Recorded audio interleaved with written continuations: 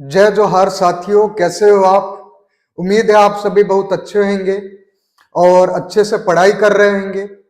तो दोस्तों, last lecture में हमने क्या पढ़ा था? हमने पढ़ा था oogenesis के बारे में। इस लेक्चर में हम क्या पढ़ने वाले हैं दोस्तों? इस लेक्चर में हम पढ़ेंगे मेंस्ट्रुअल साइकिल के बारे में। तो जैसे कि मैंने बताया, लास्ट लेक्चर में क्या पढ़ा था हमने? oogenesis पढ़ा था। अब हम देखते हैं मेंस्ट्रुअल साइकिल क्या होता है। तो दोस्तों, मेंस्ट्रुअल साइकिल क्या है? एक सीरीज ऑफ इवेंट है फीमेल रिप्रोडक्टिव ऑर्गन की, जो सिर्फ और सिर्फ फीमेल में होती है। क्या है दोस्तों? ये एक सीरीज ऑफ इवेंट है फीमेल रिप्रोडक्टिव ऑर्गन की, जिसमें क्या होता है, बहुत सारे ऐसे रिप्रोडक्टिव चेंजेस आते हैं। क्या होता है? बहुत सारे रिप्रोडक्टिव चेंजेस आते हैं, जिसे क्या बोलते हैं? मेंस्ट्रुअल साइकिल कहते हैं। तो मेंस्ट्रुअल साइकिल क्या है भाई? फीमेल रिप्रोडक्टिव सिस्टम के बारे में बात करें हम, फीमेल रिप्रोडक्टिव सिस्टम के अगर बारे में बात करेंगे, तो इस रिप्रोडक्टिव सिस्टम में कुछ चेंजेस आते हैं। और ये चेंजेस किन चीजों के बारे में बात कर रहा हूं मैं? तो ये हार्मोनल चेंजेस होते हैं। क्या होता है? हार्मोनल चेंजेस होते हैं, जिसके वजह से जो एंडोमेट्रियम की जो वॉल है यूट्रस की, वो डीजनरेट होती है, और उसके कारण वेजाइना से लगभग 28 डेज के अंदर एक फ्लूइड रिलीज होता है। और ये जो फ्लूइड होता है वो क्या चीज है दोस्तों? ये ब्लड कार्पसल्स रिलीज होती है, जो डैमेज्ड रहती है। इसे ही क्या बोला जाता है? मेंस्ट्रुअल साइकिल कहा जाता है। तो मेंस्ट्रुअल साइकिल क्या है दोस्तों?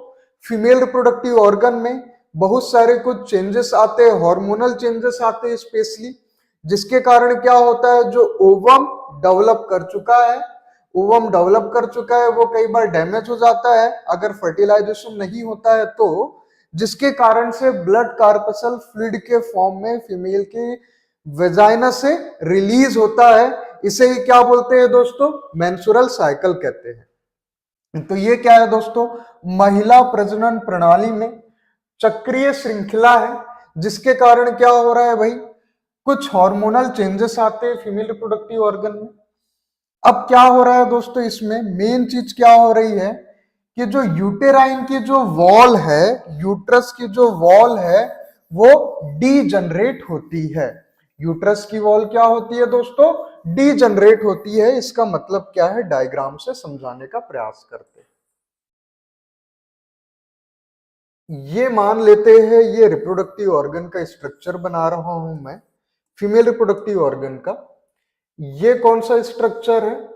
ये रिप्रेजेंट कर रहा है फैलोपियन ट्यूब को। किसको रिप्रेजेंट कर रहा है दोस्तों? ये फैलोपियन ट्यूब को रिप्रेजेंट कर रहा है। ये जो रीजन है, ये क्या रिप्रेजेंट किया जा रहा है? ये एंडोमेट्रियम को रिप्रेजेंट किया जा रहा है। एंडोमेट्रियम हो गया ये। तो ये कंप्लीट स्ट्रक्चर क्या है? ये तो यूट्रस हुआ ना जी। यूट्रस है, तभी तो उसकी इनर वाली जो लेयर है, इनर मोस्ट जो लेयर है, उसे एंडोमेट्रियम कहते हैं।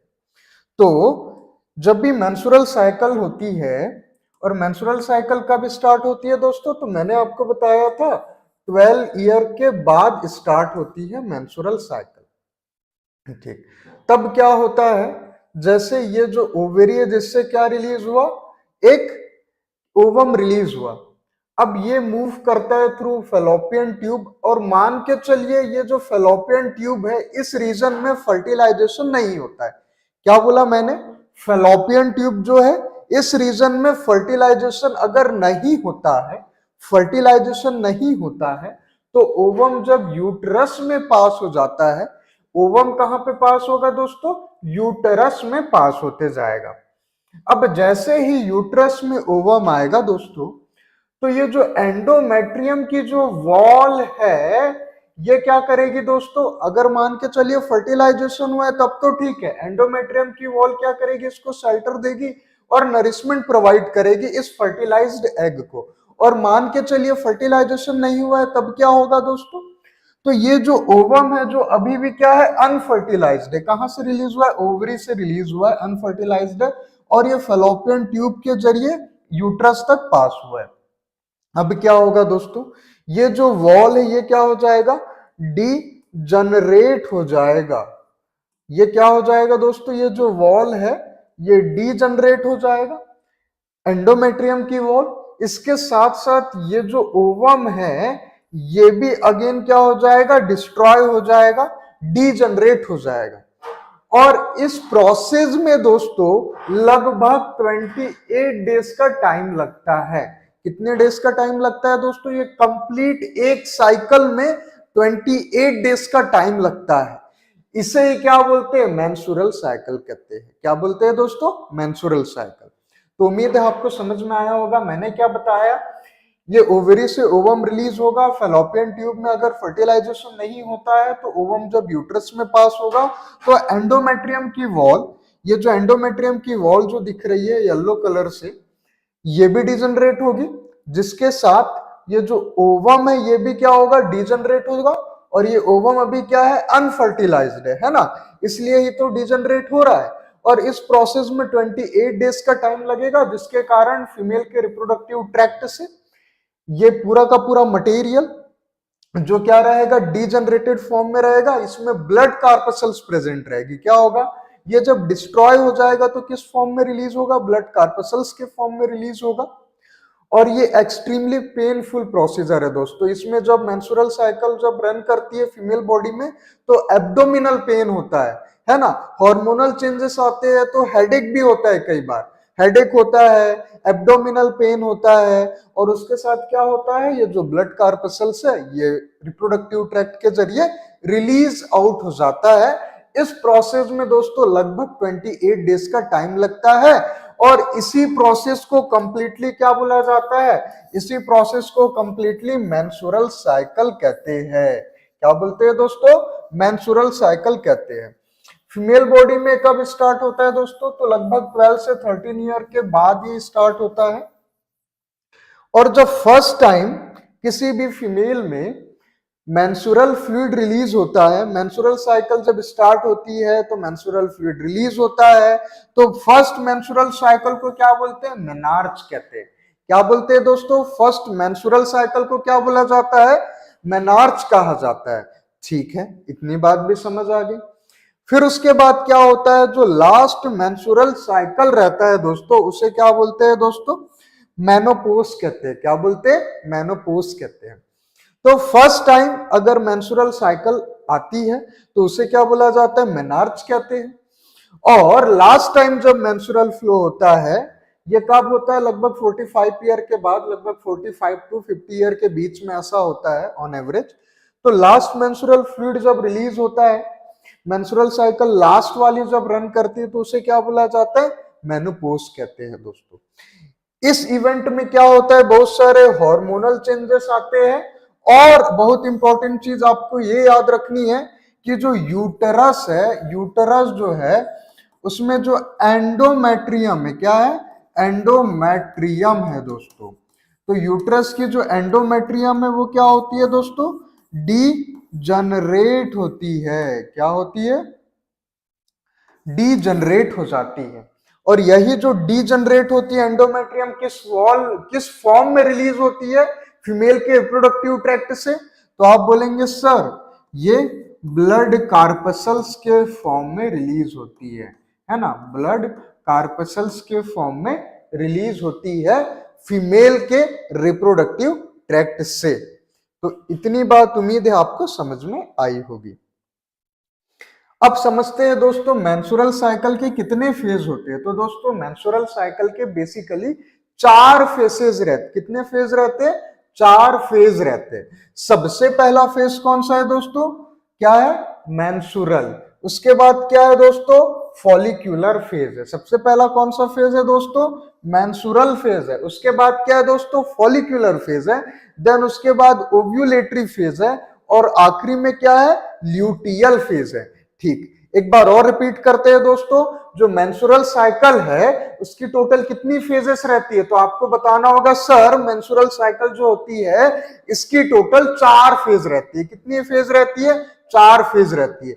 सबसे पहली फेज कौन सी होती है, मेंस्ट्रुअल फेज। उसके बाद कौन सी होती है, फॉलिक्यूलर फेज होती है। उसके बाद कौन सी फेज होती है दोस्तों, ओव्यूलेटरी फेज होती है।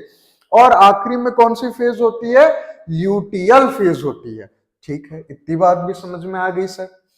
फिर मेंस्ट्रुअल फेज में क्या होता है दोस्तों, ये जो मेंस्ट्रुअल फेज होता है ये 3 to 5 डेज का रहता है। इसका टाइम ड्यूरेशन कितना है दोस्तों, 3 to 5 डेज है। इसमें क्या होता है, तो दोस्तों एंडोमेट्रियम के जो वॉल रहती है, यूट्रस की जो इनर मोस्ट लेयर रहता है, उसे मैंने बताया है क्या बोलते हैं दोस्तों, एंडोमेट्रियम बोलते हैं। तो ये जो एंडोमेट्रियम के जो इनर वाली जो वॉल है, यूट्रस की जो इनर वाली जो वॉल है जिसे एंडोमेट्रियम कहते हैं, यूट्रस की इनर वाली वॉल जिसे एंडोमेट्रियम कहते हैं दोस्तों, वो क्या हो जाता है, ब्रेक डाउन हो जाता है। क्या होता है, ब्रेक डाउन हो जाता है। और क्या होता है, ये वेजाइना के जरिए रिलीज होता है। तो सबसे पहले आपको याद रखना है जो मेंस्ट्रुअल फेज है वो कितने दिनों का रहता है दोस्तों, 3 to 5 डेज का रहता है। फिर उसको बाद याद रखना इसमें होता क्या है, तो आप बोलेंगे सर जो एंडोमेट्रियम रहती है, यूट्रस की जो इनर मोस्ट लेयर रहती है, एंडोमेट्रियम जो होता है, जो ओवम को होल्ड करने का काम करता है, वो क्या हो जा रहा है दोस्तों, डीजनरेट हो जाता है। क्या होता है, डीजनरेट होता है। और जो भी फ्लूइड रहता है वो कहां से रिलीज होता है, थ्रू वेजाइना रिलीज होता है। उसके बाद क्या होता है दोस्तों, फॉलिक्यूलर फेज होता है। फॉलिक्यूलर फेज में क्या होता है दोस्तों, जो पिट्यूटरी ग्लैंड है वो क्या करती है, फॉलिकल स्टिमुलेटिंग हार्मोन, जिसे क्या बोलते हैं, एफएसएच। एफएसएच का फुल फॉर्म क्या है, फॉलिकल स्टिमुलेटिंग हार्मोन। क्या है दोस्तों, फॉलिकल स्टिमुलेटिंग हार्मोन। जो एफएसएच है वो रिलीज होता है from pituitary gland. Pituitary gland क्या रिलीज करती है, फॉलिकल स्टिमुलेटिंग हार्मोन को रिलीज करती है, जिसके कारण क्या होता है दोस्तों, फॉलिक्यूलर डेवलपमेंट होता है ना। क्या चीज होता है, फॉलिक्यूलर डेवलपमेंट का काम होता है। और इस प्रोसेस में क्या होता है दोस्तों, एस्ट्रोजन हो गया, उसका लेवल इंक्रीज हो जाता है, एस्ट्रोजन का लेवल इंक्रीज हो जाता है, जिसके कारण क्या होता है दोस्तों, जो एंडोमेट्रियम है, इसकी जो वॉल है वो क्या हो जाती है, ठीक हो जाती है ना, ठीक हो जाती है। रिपीट करते हैं, फॉलिक्यूलर फेज क्या होता है, एक ऐसा फेज है दोस्तों जिसमें पिट्यूटरी ग्लैंड सबसे पहले एफएसएच को रिलीज करती है। एफएसएच जैसे ही रिलीज होता है दोस्तों, ये वर्क कहां करता है, एंडोमेट्रियम की लेयर में वर्क करता है। कहां वर्क करता है दोस्तों, तो आप बोलेंगे सर जो एफएसएच है वो वर्क करता है एंडोमेट्रियम में। कहां पे, एंडोमेट्रियम। और क्या कराता है एंडोमेट्रियम को, तो आप बोलेंगे सर एंडोमेट्रियम की वॉल को थिक कराता है। क्या कराता है, थिक कराता है। और किस वजह से, तो एस्ट्रोजन का लेवल इंक्रीज हो जाने के कारण ये इवेंट होता है। उसके बाद क्या होता है दोस्तों, ओव्यूलेशन होता है। क्या होता है, ओव्यूलेशन की फेज होती है।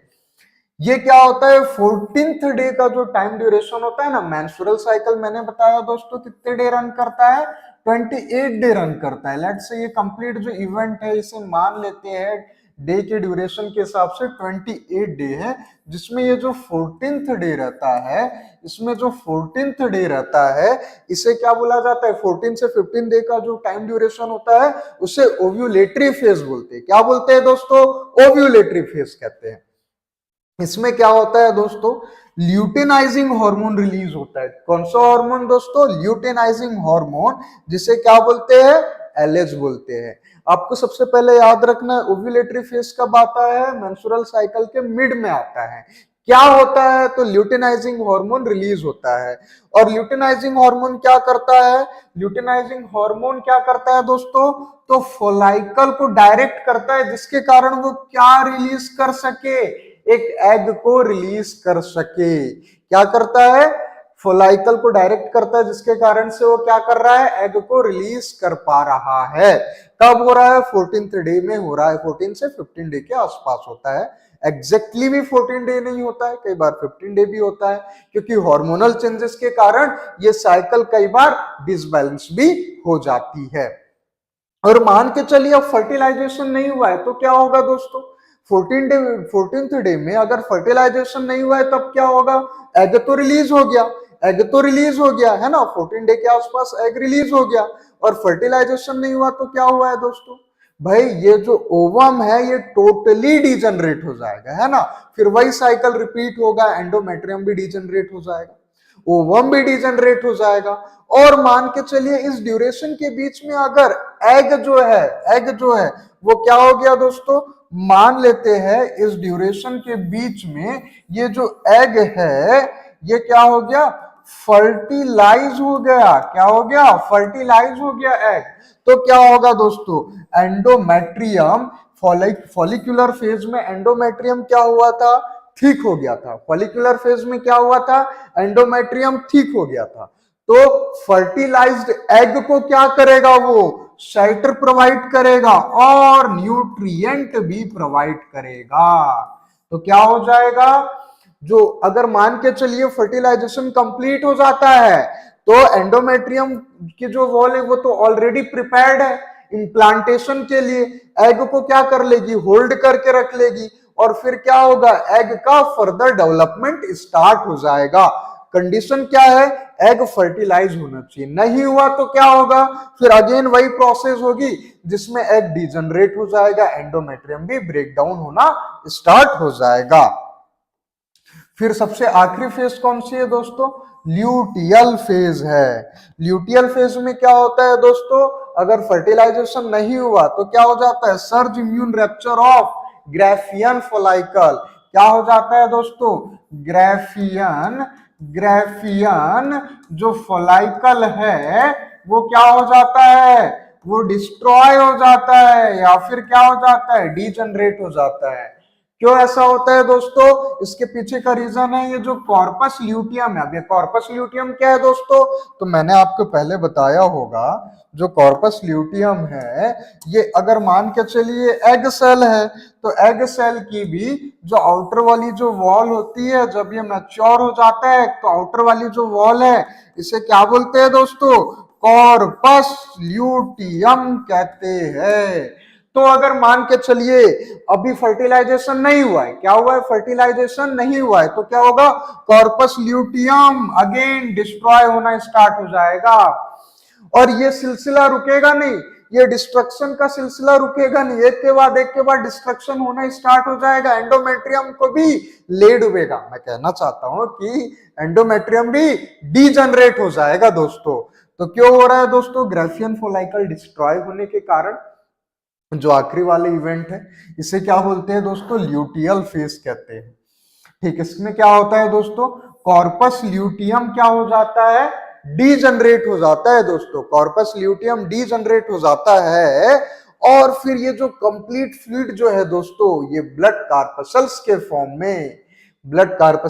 फॉर्म में रिलीज होता है फ्रॉम वेजाइना। कब होगा, फर्टिलाइजेशन नहीं हो रहा है उस कंडीशन में ग्राफियन फोलाइकल डिजनरेट हो जाएगी। ग्राफियन फोलाइकल क्या है, फुल्ली मैच्योर फोलाइकल ग्राफियन फोलाइकल कहलाती है। एग के जो आउटर वाला जो रीजन है ये जो वॉल है इसे क्या कहते हैं, कॉर्पस ल्यूटियम कहते हैं। कब कहेंगे, फोलाइकल कंप्लीटली मैच्योर हो जाएगी तब कहा जाएगा। फिर क्या होगा, कंप्लीट डिस्ट्रक्शन के सिलसिला ये चलते रहेगा, आखिरी में ल्यूटियल फेज आएगी और सारा का सारा जो ब्लड कार्पसल है वेजाइना के जरिए रिलीज हो जाएगा। 28 डेज का टाइम लगता है। इस कंप्लीट इवेंट को ही क्या बोला जाता है, मेंस्ट्रुअल साइकिल कहा जाता है। इसी चीज को एनसीईआरटी में भी दोस्तों ग्राफिकल रिप्रेजेंटेशन के जरिए समझाने का प्रयास किया गया है। इसमें क्या हो रहा है दोस्तों, जो मेंस्ट्रुएशन का जो इवेंट है मैंने बताया 3 to 5 डेज में हो रहा है। इसमें क्या हो रहा है, उसके बाद फॉलिक्यूलर फेज आ रहा है। फॉलिक्यूलर जो फेज हो रहा है उसमें भी जो 14 से 15 डेज का टाइम मैंने बताया उसमें क्या हो रहा है दोस्तों, luteinizing hormone, follicle stimulating hormone, इसका लेवल सबसे ज्यादा बढ़ गया है। क्या हो रहा है, एलएच और एफएसएच। एलएच मतलब ल्यूटिनाइजिंग हार्मोन, एफएसएच का मतलब क्या है, फॉलिकल स्टिमुलेटिंग हार्मोन। एफएसएच का मतलब क्या है, फॉलिकल स्टिमुलेटिंग हार्मोन, इसका लेवल बढ़ गया है। तो मेंस्ट्रुएशन फेज में क्या होता है, ओवम धीरे धीरे डेवलपमेंट करना स्टार्ट करता है। 14 डे में क्या हो रहा है, अगर मान के चलिए फर्टिलाइजेशन नहीं हुआ है तो क्या होगा भाई, ये जो फोलाइकल है ये डीजनरेट होना स्टार्ट होगी। उसके बाद क्या होगा दोस्तों, ये जो एंडोमेट्रियम है ये भी क्या कर रही है, प्रिपेयर कर रही है भाई। क्यों प्रिपेयर हो रही है, इसकी जो वॉल है ये क्यों थिक हो रही है। अगर मान के चलिए फर्टिलाइजेशन हो गया तो रैंडमली फिर क्या करना पड़ेगा, एंडोमेट्रियम को, इस ओवम को शेल्टर देना होगा, और शेल्टर देकर के ये एंडोमेट्रियम आखिर करेगा क्या, तो भैया न्यूट्रिशन प्रोवाइड करेगा। क्या करेगा, न्यूट्रिशन प्रोवाइड करेगा। किसको, भाई ये डेवलपिंग ओवम को न्यूट्रिशन प्रोवाइड करेगा। ठीक है, और मान के चलिए फर्टिलाइजेशन नहीं हुआ तो क्या हुआ, फर्टिलाइजेशन नहीं हुआ तो क्या हुआ भाई, ये ओवम धीरे धीरे डीजनरेट होना स्टार्ट हो जाएगा। धीरे धीरे धीरे धीरे जब डीजनरेट होगा, कॉर्पस ल्यूटियम की जो वॉल है वो भी क्या हो जाएगी, डीजनरेट हो जाएगी। फिर उसके बाद क्या होगा दोस्तों, एट द एंड जब 28 डेज कंप्लीट हो जाएंगे, 28 डेज कंप्लीट हो जाएंगे तो फिर क्या होगा, मेंस्ट्रुअल साइकिल कंप्लीट हो जाएगी। इस दौरान मेंस्ट्रुअल फ्लूइड भी रिलीज होता है। इसे ही क्या कहते हैं, मेंस्ट्रुअल साइकिल कहते हैं। तो दोस्तों अभी तक जो मैंने आपको पढ़ाया, इसमें अगर मान के चलिए आपको कुछ भी डाउट है, कुछ चीजें समझ में ना आ रही हो, तो तुरंत मुझे कमेंट करके बताइए, ताकि मैं इस चीज का निवारण तुरंत कर सकूं। क्या चीजें आपको समझ में आ रही है।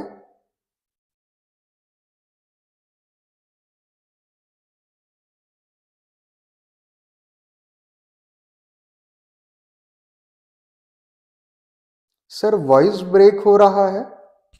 देखो दोस्त, मेरे तरफ से तो प्रॉब्लम नहीं है, नेटवर्क इशू नहीं है। हो सकता है कि आपके एंड में कोई नेटवर्क इशू हो, कोई टेक्निकल इशू हो, तो इसलिए वॉइस ब्रेक हो सकती है। बाकी मैंने अपने एंड में तो चेक किया है, ऐसी कोई प्रॉब्लम नहीं है। ठीक, तो क्योंकि किसी को डाउट नहीं है तो आगे की कहानी समझने का प्रयास करते हैं। अब समझते हैं फर्टिलाइजेशन और इम्प्लांटेशन के इवेंट के बारे में। क्या पढ़ेंगे दोस्तों, फर्टिलाइजेशन और इम्प्लांटेशन के बारे में। तो दोस्तों अगर एकदम बेसिक टर्म में बात करूं ना, फर्टिलाइजेशन क्या होता है, ये डायग्राम को एक पल के लिए भूल जाइए। एकदम बेसिक टर्म में बात करो तो आप बोलेंगे सर फर्टिलाइजेशन तो एक ऐसी प्रोसेस है जिसमें एक मैच्योर स्पर्म, दोस्तों एक मैच्योर स्पर्म एक ओवम को फ्यूज करता है। और ओवम में भी क्या कंडीशन होनी चाहिए, ओवम भी फुल्ली क्या होना चाहिए, मैच्योर होना चाहिए। क्योंकि स्पर्म क्या होता है, हैप्लॉइड स्ट्रक्चर होता है। कैसा स्ट्रक्चर है, हैप्लॉइड। ओवम भी कैसा स्ट्रक्चर है दोस्तों, ये भी हैप्लॉइड। तो दोनों हैप्लॉइड और हैप्लॉइड इस कदर मिलते हैं, कैसे मिलते हैं, इस कदर मिलते हैं दोनों के दोनों हैप्लॉइड कि मिल करके एक न्यू स्ट्रक्चर, डिप्लॉइड स्ट्रक्चर का फॉर्मेशन कर देते हैं। कैसे, हैप्लॉइड और हैप्लॉइड इस कदर मिलते हैं कि मिलकर के डिप्लॉइड स्ट्रक्चर का फॉर्मेशन कर देते हैं। तो male gamete, male sperm cell और फीमेल रिप्रोडक्टिव सेल दोनों मेट करते हैं। और ये कब होता है दोस्तों, तो ये प्रोसेस सेक्सुअल इंटरकोर्स के जरिए पॉसिबल हो पाता है ना। सेक्सुअल इंटरकोर्स या फिर कॉपुलेशन के जरिए ये प्रोसेस संभव हो पाता है, जिसमें हैप्लॉइड और हैप्लॉइड इस कदर मिलते हैं कि डिप्लॉइड स्ट्रक्चर का फॉर्मेशन करते हैं। तो mating of sperm as well as ovum, ये जब रैंडमली ये सिलसिला होता है जिसमें दोनों का फ्यूजन होता है, male as well as female reproductive cell का, दोनों का जब फ्यूजन होता है, दोनों का जब आपस में फ्यूजन होता है सर, तो इसी सिलसिले को क्या कहते हैं, फर्टिलाइजेशन कहते हैं। आई बात समझ में। तो फर्टिलाइजेशन क्या है दोस्तों, male reproductive cell, female reproductive cell, दोनों की दोनों हैप्लॉइड है, दोनों मेट करेंगे। कब मिलेंगे दोस्तों, ड्यूरिंग सेक्सुअल इंटरकोर्स ये प्रोसेस संभव हो पाता है। तो डिप्लॉइड स्ट्रक्चर का फॉर्मेशन होता है, इस प्रोसेस को ही फर्टिलाइजेशन कहते हैं। इम्प्लांटेशन क्या है फिर, तो इम्प्लांटेशन एक ऐसी प्रोसेस है दोस्तों, इम्प्लांटेशन एक ऐसी प्रोसेस है दोस्तों जिसमें जो फर्टिलाइज्ड ओवम रहता है दोस्तों, ये एंडोमेट्रियम में, फर्टिलाइज्ड ओवम जो होता है दोस्तों, वो एंडोमेट्रियम में दोस्तों आ करके क्या हो जाता है, इम्प्लांट हो जाता है। इम्प्लांट हो जाता है मतलब कि क्या मतलब है दोस्तों? इसका मतलब सिर्फ इतना सा है कि भाई अगर मैं यहां पे एक रिप्रोडक्टिव सेल को फॉर्म करता हूं, उसके स्ट्रक्चर को मैं ड्रॉ करता हूं। सबसे पहले मैं ये फीमेल रिप्रोडक्टिव ऑर्गन को ड्रॉ करूं यहाँ पे, लीनियर डायग्राम, ज्यादा कलाकारी ना दिखाते हुए एकदम लीनियर डायग्राम को रिप्रेजेंट कर रहा हूं। तो ओवम जब फर्टिलाइज्ड हो जाता है फेलोपियन ट्यूब में, फर्टिलाइज्ड हो जाता है तो यूट्रस में आता है। कहां पे आएगा? यूट्रस में आएगा। और यूट्रस में जो वॉल रहती है, कौन सी वॉल के बारे में बात कर रहा हूं दोस्तों? मैं एंडोमेट्रियम के बारे में बात कर रहा हूं। कौन सी वॉल के बारे में बात कर रहा हूं दोस्तों? एंडोमेट्रियम के बारे में मैं बात कर रहा हूं। तो ये क्या करता है, जैसे कि मैंने मैंने जस्ट पहले बताया कि भाई एंडोमेट्रियम क्या हो जाता है? थिक हो जाता है। अब जैसे ही ये थिक होगा, ये क्या करेगा? ये जो डेवलप्ड ओवम है अभी, है ना, फर्टिलाइज्ड मैच्योर ओवम है, इसे क्या करता है? शेल्टर प्रोवाइड करता है, नरिशमेंट प्रोवाइड करता है। और शेल्टर प्रोवाइड करने के साथ साथ क्या करता है दोस्तों? जर्क से भी प्रोटेक्शन करता है। जर्क से कैसे प्रोटेक्शन करेगा भाई? क्योंकि ये थिक टिश्यू है। कैसा टिश्यू है दोस्तों? थिक टिश्यू है।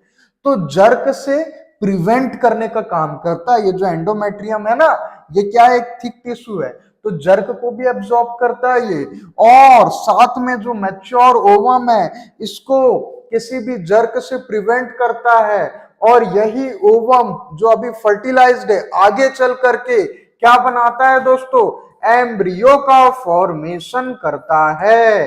किसका फॉर्मेशन करेगा दोस्तों? एम्ब्रियो का फॉर्मेशन करेगा। तो क्या है दोस्तों? सिंपल सी बात है। इम्प्लांटेशन का मतलब क्या है? इम्प्लांटेशन एक ऐसी प्रोसेस है जिसमें एक जो मैच्योर ओवम है, कौन सा ovum? Mature as well as fertilized ovum क्या होगा? एंडोमेट्रियम की वॉल में इंप्लांट हो जाएगा, जिसके कारण क्या होगा? इंप्लांटेशन के कारण endometrium time to time nourishment provide करेगा, न्यूट्रिएंट प्रोवाइड करेगा और इसके ग्रोथ के लिए रिस्पॉन्सिबल रहेगा। इसी चीज को मैंने यहां पे लिखा है कि निषेचन वह प्रक्रिया है जहां एक शुक्राणु कोशिका सफलतापूर्वक अंडाणु में प्रवेश करती है और उसे निषेचित करती है, जिससे युग्मनज बनता है। प्रत्यारोपण तब होता है जब विकासशील युग्मनज, जो अब ब्लास्टोसिस्ट है, गर्भावस्था स्थापित करने के लिए गर्भाशय की परत से जुड़ा होता है। गर्भाशय की परत का मतलब यहां पे क्या है दोस्तों? एंडोमेट्रियम के बारे में ही बात करी जा रही है। तो उम्मीद है आपको ये समझ में आया होगा। तो बात आती है ब्लास्टोसिस्ट क्या होता है सर? मोरूला क्या होता है? ब्लास्टोसिस्ट क्या होता है दोस्तों? ये तो बता दीजिए। तो दोस्तों जब भी फर्टिलाइजेशन होता है, जब भी फर्टिलाइजेशन होता है, तब उस कंडीशन में ये जो फर्टिलाइज्ड ओवम है, इसकी सेल क्या करेगी दोस्तों? डिवाइड करेगी। डिवाइड करने के समय क्या होगा? लगभग 8 सेल्ड स्ट्रक्चर का फॉर्मेशन करेगी। 1 से 2, 2 से 4, 4 से 8, इस तरीके से सेल का डिवीजन होगा, है ना। इसको भी बहुत सिंपल तरीके से बता देता हूं। ये क्या है? मान लेते हैं ओवम है और अलोंग विथ इसमें क्या है? स्पर्म की सेल है। स्पर्म की सेल है। दोनों क्या हुआ दोस्तों? दोनों फ्यूज हुए। और जब फ्यूज होंगे तो क्या होगा? 1 से 2 सेल का डिवीजन होगा, 2 से 4 सेल बनेगी, 4 से 8 सेल बनेगी। इस तरीके से डिवीजन होते रहेगा। तो फर्स्ट टाइम जब 8 सेल का फॉर्मेशन हो जाएगा, तो 8 सेल का जब फॉर्मेशन हो जाएगा दोस्तों, तो ये स्ट्रक्चर को अभी हम क्या कह रहे हैं दोस्तों? इसे कहते हैं मोरूला। मोरूला क्या ला? मोरूला। हाँ। फिर उसके बाद क्या होता है दोस्तों? ब्लास्टोसिस्ट का फॉर्मेशन होता है। ब्लास्टोसिस्ट का फॉर्मेशन होता है। और ये ब्लास्टोसिस्ट क्या है सर? अरे रुको जरा बताते हैं। ये इसका मतलब है लगभग 100 से लगभग 200 सेल्स प्रेजेंट है यहाँ पे, डिवीजन हो करके। कुल मिलाकर के ये समझ लीजिए एक हेवी सेल मास का फॉर्मेशन हो गया, डिवीजन हो करके। तो इसे ही क्या बोलते हैं? ब्लास्टोसिस्ट कहते हैं। तो ब्लास्टोसिस्ट क्या है? मोरूला डिवाइड करता है। 8 सेल्ड स्ट्रक्चर जो होता है उसे लगभग मोरूला कहते हैं। लगभग 8 सेल्ड स्ट्रक्चर को मोरूला कहते हैं। डिवाइड करता है क्या बनाएगा, ब्लास्टोसिस्ट बनाएगा। ब्लास्टोसिस्ट क्या है, लगभग 100 से 200 जो सेल स्ट्रक्चर होता है उसे ही हम ब्लास्टोसिस्ट कहते हैं। ठीक, अब हम टेक्निकली समझते हैं क्या होता है फर्टिलाइजेशन इम्प्लांटेशन। इसी चीज को इस डायग्राम से रिप्रेजेंट किया गया है। इसमें क्या होता है दोस्तों, ये ओवम की सेल को रिप्रेजेंट किया गया है। ओवम की जो आउटर लेयर होती है, जो मैच्योर ओवम होता है, उसे क्या बोल रहे हैं, जोना पेल्यूसिडा। ओवम की आउटर लेयर क्या होती है, उसे क्या बोल रहे हैं दोस्तों, जोना पेल्यूसिडा कह रहे हैं। जोना पेल्यूसिडा में क्या होता है दोस्तों,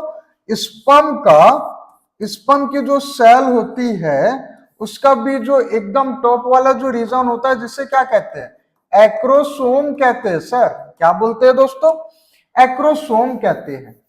तो एक्रोसोम में जैसे मैंने आपको बताया लास्ट लेक्चर में, याद करिए, जो एक्रोसोम होता है उसमें क्या होता है, हैवी अमाउंट ऑफ साइटोप्लाज्म रहता है। क्या रहता है, हैवी अमाउंट ऑफ साइटोप्लाज्म रहता है। एक्रोसोम कहां फ्यूज हो जाता है, जोना पेल्यूसिडा की लेयर में फ्यूज हो जाता है। जैसे ये प्रोसेस होगा तो क्या हो जाएगा, फर्दर किसी और स्पर्म की एंट्री को ये क्या कर देगा दोस्तों, अब फर्दर किसी भी और स्पर्म की एंट्री को क्या कर देगा, टोटली ब्लॉक कर देगा। ब्लॉक क्यों करेगा, क्योंकि अभी एक्रोसोम जोना पेल्यूसिडा की लेयर के अंदर एंटर कर चुकी है। क्यों हो जा रहा है दोस्तों, इसके पीछे का रीजन सिर्फ ये है कि जोना पेल्यूसिडा की जो लेयर है उसके अंदर जो स्पर्म का जो एक्रोसोम है, अब एक्रोसोम भी हम फिर भी बता देते हैं, वैसे तो आप लोग बहुत इंटेलिजेंट है, बहुत ज्ञानी है, फिर भी हम बता देते हैं दोस्तों। अगर ये स्पर्म की सेल को अगर मैं ड्रॉ करूं तो इसमें जो टॉप वाला जो रीजन होता है, हेड के भी जो ऊपर वाला जो रीजन होता है, ये जो टॉप वाला रीजन होता है इसे एक्रोसोम कहते हैं। लास्ट लेक्चर में इस चीज को मैंने बताया था। एक्रोसोम जोना पेल्यूसिडा की लेयर में एंटर करता है, जिसके कारण से फर्दर और स्पर्म की एंट्री ब्लॉक हो जाती है। उसके बाद क्या होता है, दोनों में फ्यूजन जब कंप्लीट हो जाता है, फर्टिलाइजेशन की इवेंट कंप्लीट हो जाती है, अब क्या होगा दोस्तों, सेल का डिवीजन होना स्टार्ट होगा।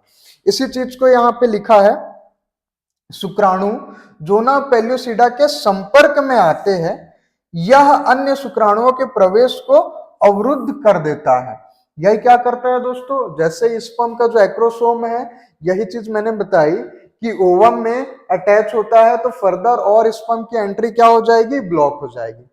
अब यहाँ पे क्या हो रहा है दोस्तों, क्योंकि फर्टिलाइजेशन हो गया है, फर्टिलाइजेशन होने के बाद क्या होता है, सेल का डिवीजन होता है। सेल का डिवीजन कैसे होता है दोस्तों, मैंने बताया 1 से 2 सेल, 2 से 4, 4 से 8, 8 से 16, 16 से 32, 32 से 64, ये सिलसिला चलते ही रहता है ना।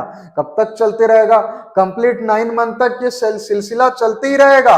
और क्या होगा, कंप्लीट एम्ब्रियो का डेवलपमेंट होगा। अर्ली स्टेज जब होता है तो क्या हो रहा है, ब्लास्टोसिस्ट का फॉर्मेशन होता है। ब्लास्टोसिस्ट का फॉर्मेशन का मतलब क्या है, एक हैवी सेल मास का फॉर्मेशन हो रहा है, लगभग 100 से 200 सेल स्ट्रक्चर का फॉर्मेशन होने लगता है। इसी चीज को इस फिगर में रिप्रेजेंट किया गया है। ध्यान देने वाली बात यह है, इस फिगर में आप जैसे देख पा रहे हैं, इसमें एक आउटर लेयर भी दिख रही है आपको, है ना, ये वाली आउटर लेयर के बारे में बात कर रहा हूं, ये आउटर लेयर के बारे में बात करी जा रही है।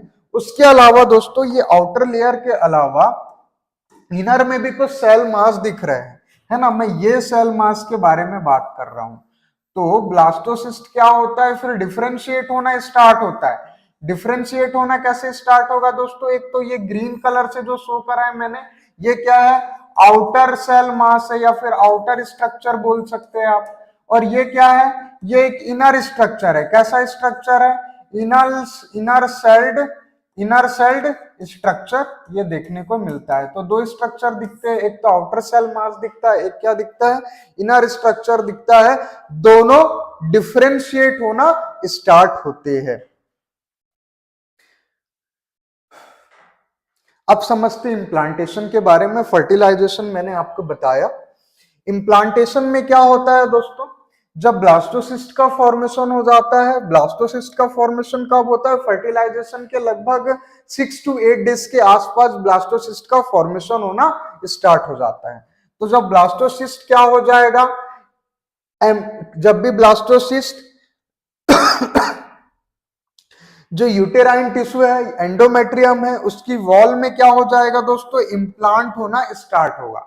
इम्प्लांट होना स्टार्ट होगा तो एंडोमेट्रियम क्या करेगा दोस्तों, उसको शेल्टर प्रोवाइड करेगा, साथ में नरिशमेंट भी प्रोवाइड करेगा। इसी चीज को यहाँ पे रिप्रेजेंट किया गया है। एंडोमेट्रियम क्या हो जाता है दोस्तों, 6 to 7 डेज के फर्टिलाइजेशन के बाद टोटली डेवलप हो जाता है और वो क्या करता है, दोस्तों, इस ब्लास्टोसिस्ट को इम्प्लांट करने के लिए रेडी हो जाता है और नरिशमेंट प्रोवाइड करता है। ये जो दो आप फिगर देख रहे हैं, जिसमें एक फिगर है लेफ्ट साइड का, एक राइट साइड का, ये है नॉर्मल एंडोमेट्रियम। नॉर्मल एंडोमेट्रियम वो एंडोमेट्रियम को रिप्रेजेंट करना चाह रहा हूं जहां पे अभी फर्टिलाइजेशन की इवेंट की चर्चा नहीं करी जा रही है। क्या ये वाली जो रिप्रोडक्टिव ऑर्गन है यहाँ पे फर्टिलाइजेशन की चर्चा करी जा रही है क्या? नहीं। ये वाला जब हम देख रहे हैं एंडोमेट्रियम को, तो इसके रेस्पेक्ट में हमें यहाँ पे देखने को मिल रहा है कि इसके रेस्पेक्ट में यहाँ पे देखने को मिल रहा है कि भाई ये जो एंडोमेट्रियम की जो वॉल है, ये इसके रेस्पेक्ट में काफी थिक हो गई है। क्या हो गई है दोस्तों? काफी थिक हो गई है।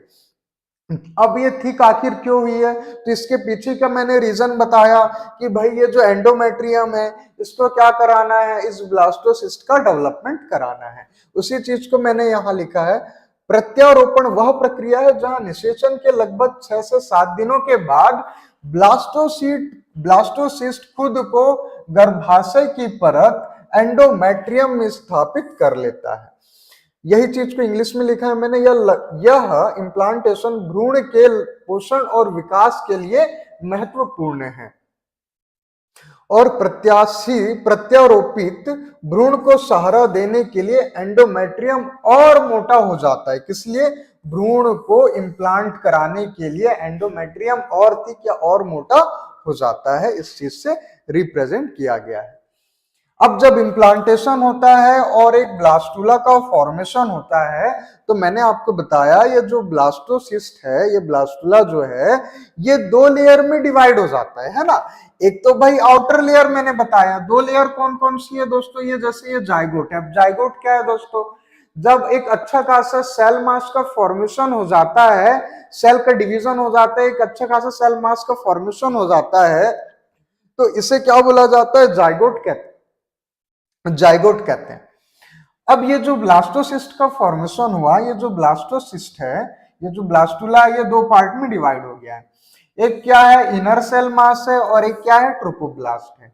इनर सेल मास ये वाले फिगर को रिप्रेजेंट किया जा रहा है, जिसमें ये जो है ये क्या रिप्रेजेंट कर रहा है?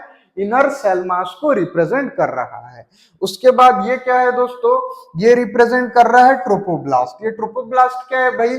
तो ये ब्लास्टुला का एक पार्ट होता है इसमें, फिर भी ये जो आउटर वाला जो रीजन होता है, ये जो आउटर वाला जो रीजन है, इसको यहाँ पे ट्रोपोब्लास्ट बोला गया है।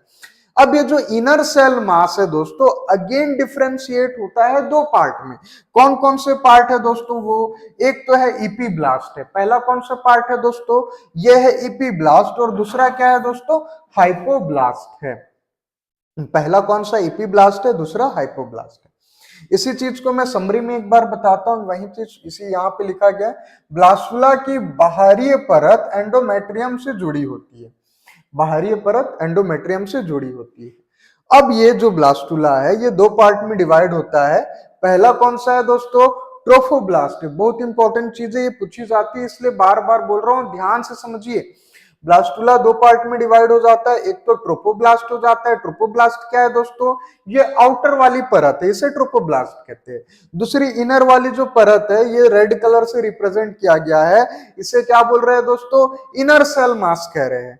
अब ये जो इनर सेल मास है, अगेन 2 पार्ट में डिवाइड होता है। ये एक इपीब्लास्ट और दूसरा क्या होता है? हाइपोब्लास्ट। इपीब्लास्ट की जो आउटर वाली जो लेयर है, ये जो आउटर वाली जो लेयर है, जिसे ग्रीन कलर से रिप्रेजेंट किया गया है, इसे ही क्या बोलते हैं? हाइपोब्लास्ट कहा जाता है। ठीक। तो अभी तक जो चीजें मैंने बताई है, क्या आपको समझ में आ रहा है? ऐसा तो नहीं कि कुछ डाउट है या कुछ चीजें आपको समझ में नहीं आ रही है। अगर कुछ भी डाउट है दोस्तों, तो अभी तुरंत ही कमेंट सेक्शन में रिप्लाई करिए, ताकि मैं उस चीज को फिर से बता सकूं, या फिर हम कुछ आगे की चीजों के बारे में चर्चा करेंगे।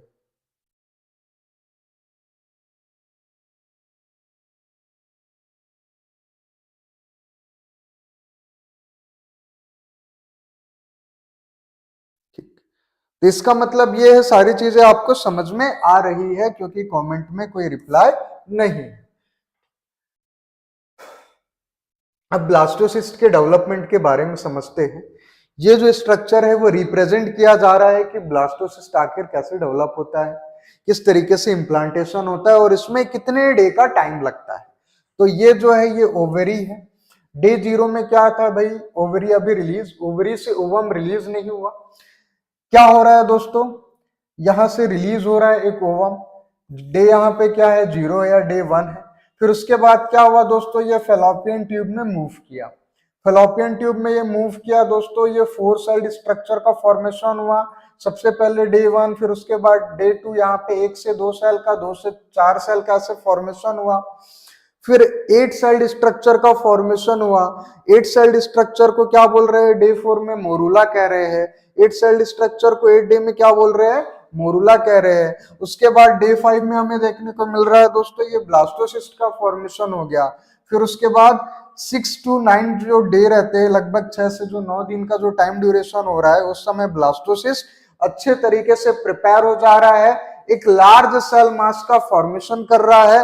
और at the end of 8 to 9 days हमें ये देखने को मिल रहा है कि एंडोमेट्रियम की जो वॉल है, एंडोमेट्रियम की जो वॉल है जो अभी फुल्ली प्रिपेयर हो गई है। क्या हो गई है, प्रिपेयर हो गई है। अब ये कब प्रिपेयर हुई होगी दोस्तों, तो लॉजिक लगाइए, एकदम सिंपल सी बात है कि भाई अगर ओवम फर्टिलाइज्ड हो गया है, अगर ओवम फर्टिलाइज्ड हो गया है तो उस कंडीशन में इम्प्लांटेशन की प्रोसेस होगी और ब्लास्टोसिस्ट इस एरिया में एंडोमेट्रियम की वॉल में आकर के इम्प्लांट हो जाएगा। उसी चीज को यहाँ पे रिप्रेजेंट किया गया है। अब हम समझते हैं प्रेगनेंसी और एम्ब्रियोनिक डेवलपमेंट के बारे में। क्या आपको यहाँ पे कोई भी डाउट है दोस्तों? अगर कुछ भी डाउट है तो तत्काल ही मुझे कमेंट सेक्शन में रिप्लाई करिए, ताकि मैं आपकी दुविधा का निवारण कर सकूं। मैं आपको बार बार इसलिए कहता हूं दोस्तों डाउट्स के बारे में, क्योंकि एक एक्सपीरियंस है मुझे। कई बार हम पढ़ाते हैं, बच्चे क्या करते हैं, तुरंत डाउट को नहीं पूछते हैं। फिर डाउट को नहीं पूछने से क्या होता है दोस्तों, उनके माइंड में कंसेप्ट का कलेक्शन नहीं हो पाता है। किस चीज का कलेक्शन हो जाता है, कंसेप्ट का कलेक्शन नहीं होता है, डाउट्स का कलेक्शन हो जाता है। फिर अचानक से वो दिन आता है जब आप एग्जाम देने जाते हैं, नीट का दिन आता है, फिर उसके बाद बहुत सारा डाउट का कलेक्शन होने के कारण फिर बच्चों के साथ समस्या होती है कि एट द एंड सिलेक्शन नहीं हो पाता है। मैं नहीं चाहता कि आपके साथ ऐसा हो, और ऐसा होगा भी नहीं मेरे रहते हुए, क्योंकि बहुत बेसिक तरीके से हम पढ़ा रहे हैं। फिर भी अगर कुछ डाउट हो तो आप तुरंत ही मुझे रिप्लाई कर सकते हैं।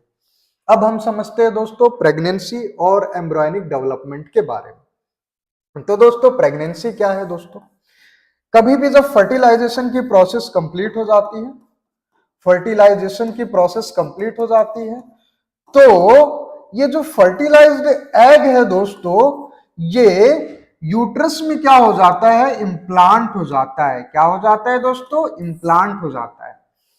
और इम्प्लांट होने के बाद दोस्तों, इम्प्लांट होने के बाद दोस्तों लगभग 9 मंथ का टाइम लगता है। और ये जो 9 मंथ का जो टाइम ड्यूरेशन होता है ना दोस्तों, ये जो 9 मंथ का टाइम ड्यूरेशन होता है, इस 9 मंथ में दोस्तों ये जो ओवम है, ये जो आगे चल करके एम्ब्रियो बन रहा है, ये एम्ब्रियो का दोस्तों आगे चल करके कंप्लीट डेवलपमेंट हो जाता है। क्या हो जाता है, कंप्लीट डेवलपमेंट कंप्लीट हो जाता है। तो एम्ब्रियो का फॉर्मेशन होता है और एम्ब्रियो का कंप्लीट डेवलपमेंट कब तक होता है, 9 मंथ लगते हैं। इस टाइम ड्यूरेशन में कितना टाइम ड्यूरेशन लगता है, कंप्लीट 9 मंथ का टाइम ड्यूरेशन रहता है। फीमेल के यूट्रस में इम्प्लांट होता है और वहीं पे इसका न्यूट्रिशन भी प्रोवाइड होता है, और 9 मंथ के टाइम ड्यूरेशन में ये एम्ब्रियो का कंप्लीटली डेवलपमेंट होता है।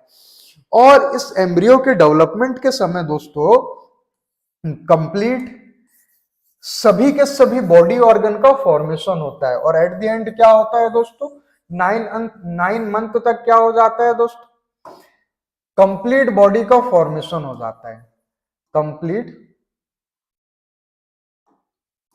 क्या हो जाता है दोस्तों, 9 मंथ में कंप्लीट बॉडी टिश्यू का या फिर सभी के सभी ऑर्गन का फुल्ली डेवलपमेंट हो जाता है। कब? इस टाइम में कितना समय लगता है दोस्तों? 9 मंथ का टाइम लगता है। इसे ही क्या बोला जाता है? प्रेगनेंसी कहा जाता है, as well as embryonic development कहते हैं। इसी चीज को मैंने यहाँ पे लिखा है। गर्भावस्था, गर्भावस्था का मतलब क्या होता है? प्रेगनेंसी, है ना। गर्भावस्था, गर्भाशय की परत में भ्रूण के आरोपण के साथ शुरुआत होती और लगभग 9 महीने तक चलती है। भ्रूण के विकास के दौरान, भ्रूण के विकास के दौरान युग्मनज ऊतक अंग और अंग प्रणाली बनाने के लिए कोशिका विभाजन और विभेदन से गुजरता है। इसी को क्या बोला गया है? सो दोस्तों, सेल डिवीजन होता है। सेल डिवीजन हो रहा है और सेल डिवीजन के बाद एक कंप्लीट टिश्यू का फॉर्मेशन हो रहा है। लिख के बताते हैं, सेल डिवाइड कर रही है, सेल डिवीजन हो रहा है दोस्तों, और इससे क्या हो रहा है? टिश्यू का फॉर्मेशन हो रहा है। और यही जो टिश्यू है आगे चल करके क्या हो रहा है? डिफरेंशिएट हो रहे हैं। और डिफरेंशिएट होने के बाद क्या हो रहा है?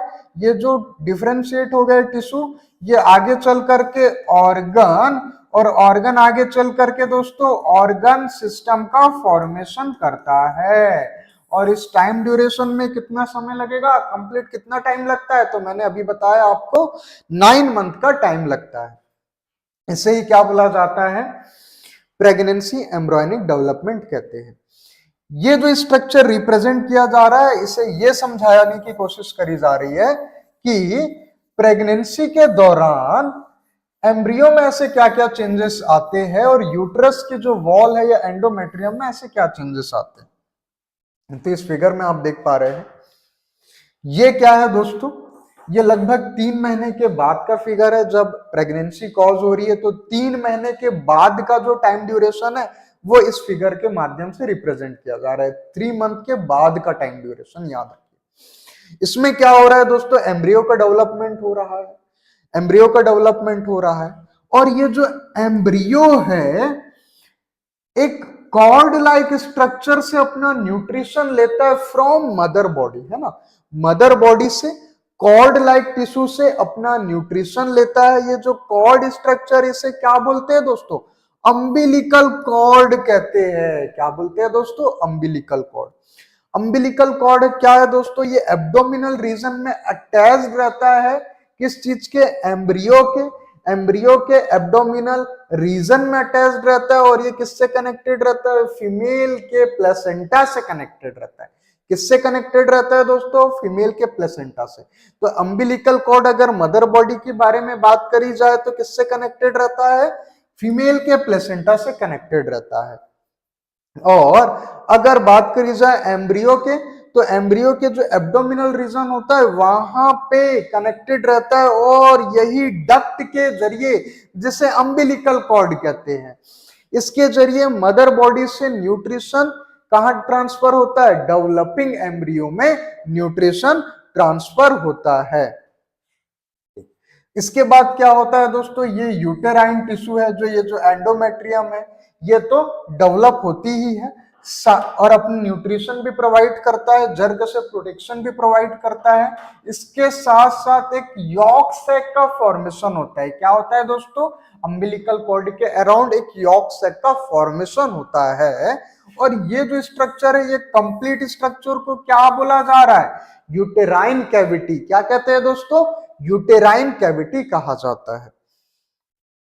और इस दौरान दोस्तों फीमेल की बॉडी में बहुत सारे हार्मोनल चेंजेस आते हैं। कभी हेडेक होता है, कभी फीवर आ जाता है, कभी बॉडी में भारीपन लगता है, कभी ऐसा लगता है कि एनर्जी नहीं लग रही है ना, वीकनेस लगती है। फिर उसके बाद यूटेराइन मसल्स, जो ये जो टिश्यू है, यहाँ पे बहुत सारा पस का फॉर्मेशन भी हो जाता है कई बार, है ना।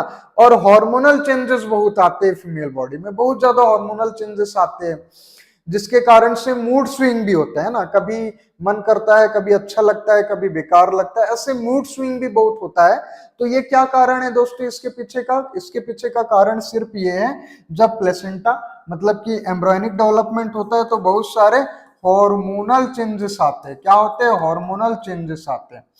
और यही हार्मोनल चेंजेस के कारण, हार्मोनल चेंजेस के कारण मूड स्विंग भी होता है फीमेल बॉडी में, है ना। मदर जो होती है उसमें मूड स्विंग भी होता है, और कई बार हेडेक होता है, एब्डोमिनल पेन होता है कई बार, और इसके साथ कई बार कॉन्स्टिपेशन भी हो जाता है, कॉन्स्टिपेशन की प्रॉब्लम भी होती है। ठीक, तो ये जो फिगर क्या रिप्रेजेंट किया जा रहा है दोस्तों? यूटेराइन कैविटी को रिप्रेजेंट कर रहा है।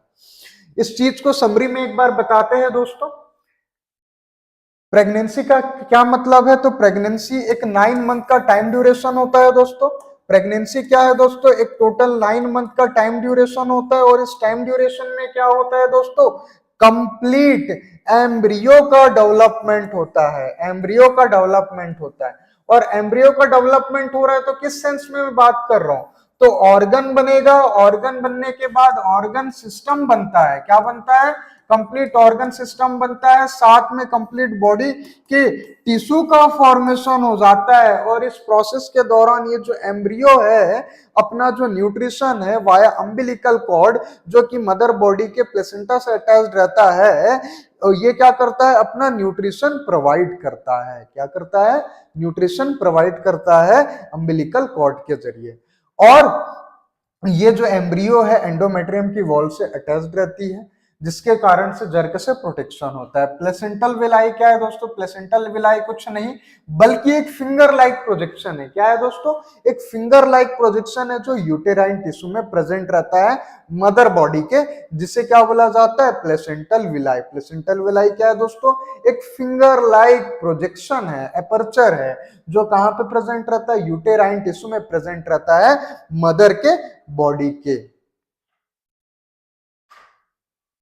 ठीक, फिर उसके बाद क्या होता है दोस्तों? इसी चीज को लिखा गया है कि कोशिका की एक परत, एक पतली परत, जो विकासशील भ्रूण को गर्भाशय की दीवार से जोड़ने में मदद करती है, जिसे टोपोब्लास्ट कहा जाता है। तो टोपोब्लास्ट क्या है दोस्तों? ये जो व्हाइट कलर की ये जो आप लेयर देख रहे हैं, ये प्लेसेंटा की ये जो लेयर है, इसकी जो एकदम बाहरी जो परत है, एकदम जो आउटर वाली जो रीजन है, ये जो परत है, इसे क्या बोल रहे हैं? टोपोब्लास्ट कह रहे हैं। टोपोब्लास्ट क्या करता है दोस्तों? कनेक्ट करने का काम करता है। इसी चीज में अगर बात करी जाए, ये जो एंडोमेट्रियम है, क्या है दोस्तों? एंडोमेट्रियम है, एंडोमेट्रियम है, इसकी जो लाइनिंग है दोस्तों, इसमें क्या रहता है? एक फिंगर लाइक प्रोजेक्शन रहता है। जैसे कि आप ये फिगर में देख पा रहे हैं, कुछ एपर्चर निकल के आए हैं दोस्तों, जहां पे क्या रहता है? ब्लड की कैपिलरीज भी रहती है। क्या रहती है दोस्तों? ब्लड की कैपिलरीज भी प्रेजेंट रहती है ना। ब्लड की कार्पसल, ब्लड की कैपिलरीज या ब्लड की वेसल्स प्रेजेंट रहती है।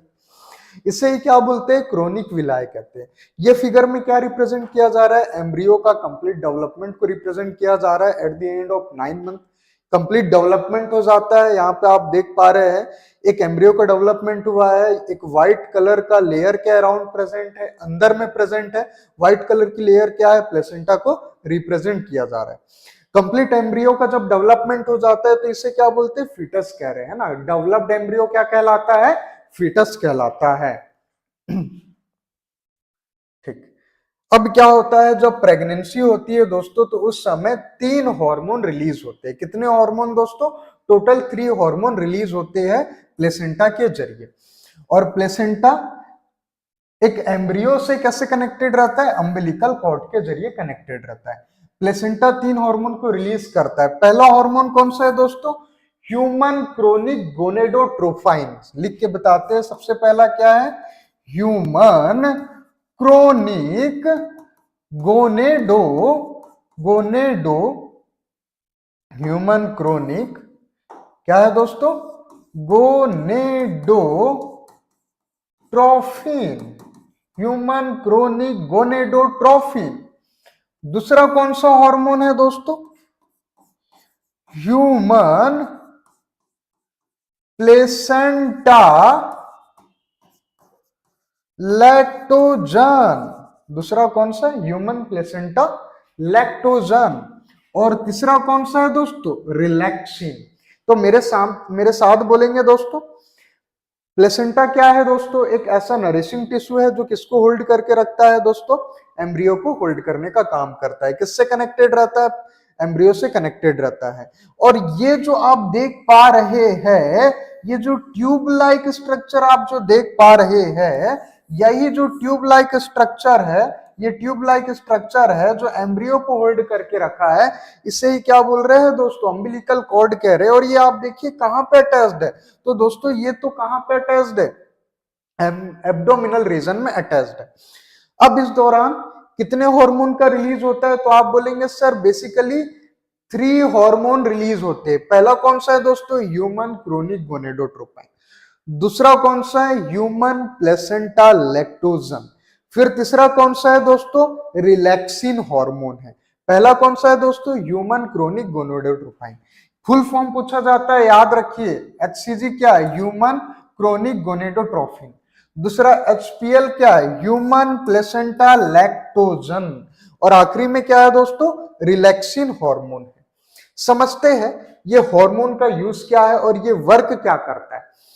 तो क्या होता है दोस्तों, जब पार्चुरेशन होता है, पार्चुरेशन का मतलब क्या है दोस्तों?